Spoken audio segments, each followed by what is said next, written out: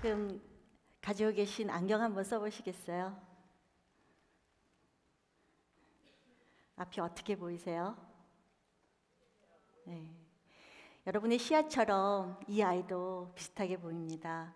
그런 눈을 가졌음에도 미술로 자기를 표현하고 싶어 해요. 미술에 대한 오해는 미술이 눈으로만 한다는 거죠. 그래서 보이지도 않는데 쓸데없이 미술을 왜 하니? 그 시간에 안마나 영어나 뭐 이런 거 배워야 되는 거 아니야? 아이는 이런 소리를 듣고 자랍니다. 안 보인다는 이유만으로 미술이 필요 없다는 이런 편견은 그 미술 교육의 사각지대를 만들어 버린 거죠. 근데 사실 미술은요, 만들고 그리기 이전에 생각하고 질문하는 훈련입니다. 이런 의미에서 보면 이 아이들에게도 자기 생각을 표현하고 감각을 발달시키고 미래까지도 생각해 볼 수 있는 굉장히 중요한 시간이에요. 여러분, 예술가가 되기 위해서 우리가 학교에 미술 교육을 배우는 건 아니잖아요.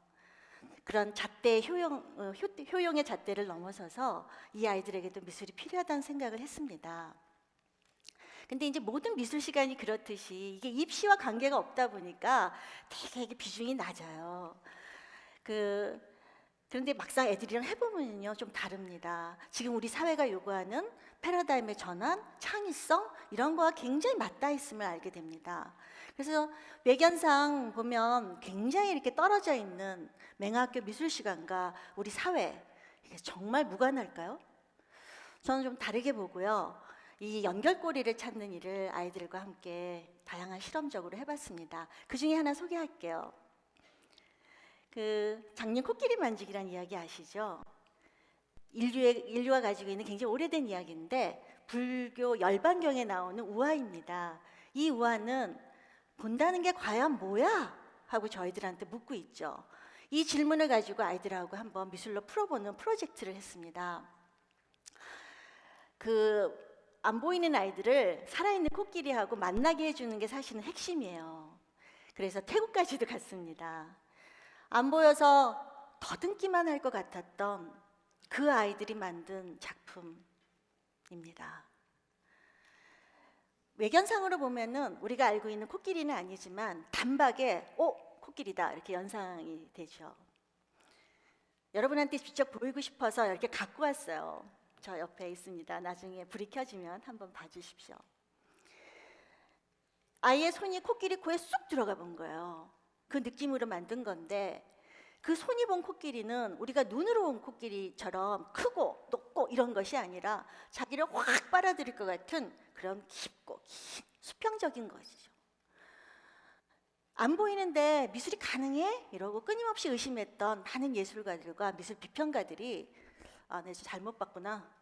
안 보인다라는 게 미술을 하는데 치명적인 결함은 아니네 하고 이들의 창의성에 새삼 놀라워합니다. 저는 미술 교육과 우리 사회 이 멀리 떨어져 있는 것을 연결하는 세 가지 방식을 찾았는데요. 표현을 시작하고 편견의 들을 깨고 미래를 찾아서입니다. 20년 전 맹학교의 미술 시간은 저의 불모지나 마찬가지였어요. 지금은 그중에 70% 이상의 학교들과 수업 교류를 하고 있고요.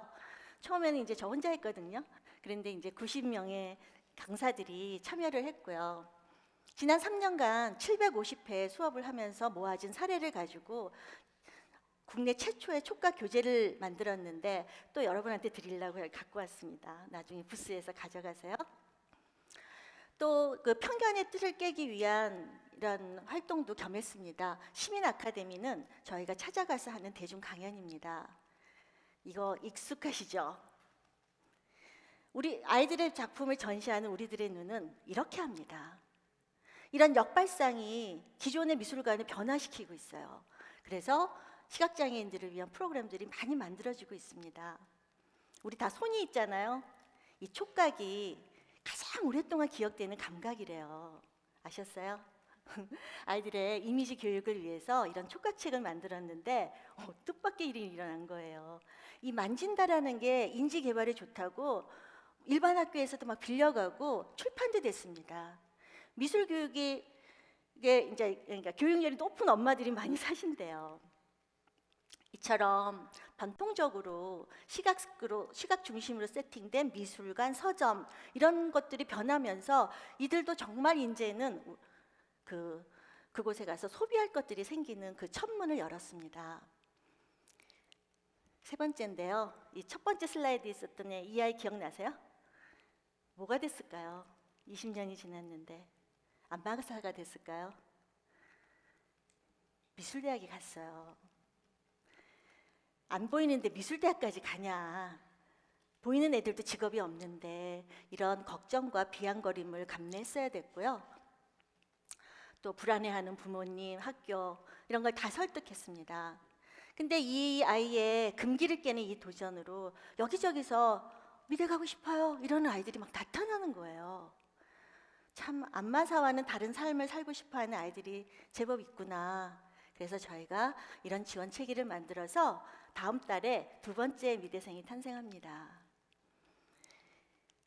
우리들의 눈은 22년 동안 고립된 미술 시간에서 사회로 나오면서 한국 사회에 없었던 많은 문화 콘텐츠를 만들고 새로운 미술 교육의 길도 열었습니다. 저는 이렇게 생각해요. 이 일이 단순히 시각장애인만을 돕는 게 아니라 보이는 이들, 보이지 않는 이들을 연결하는 다리 만들기라고 생각합니다.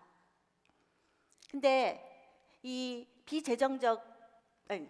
비영리 단체의 그 열악한 환경 내에서 이 다리는 늘 불안했어요. 근데 꾸준히 하다 보니까 오늘 이런 자리에도 서게 됩니다. 여러분 진짜 반갑습니다. 이제 여러분이랑 함께 하고 싶어요. 저희는 정말 22년 동안 많은 걸 했어요. 그 세계가 요구하는 겁니다. 왠지 아세요? 이거는 궁극의 우리 오감을 찾는 일이기 때문에 그래요. 근데 여러분이 좀 도와주시면 빠른 시간에 이런 것들을 해보고 싶어요.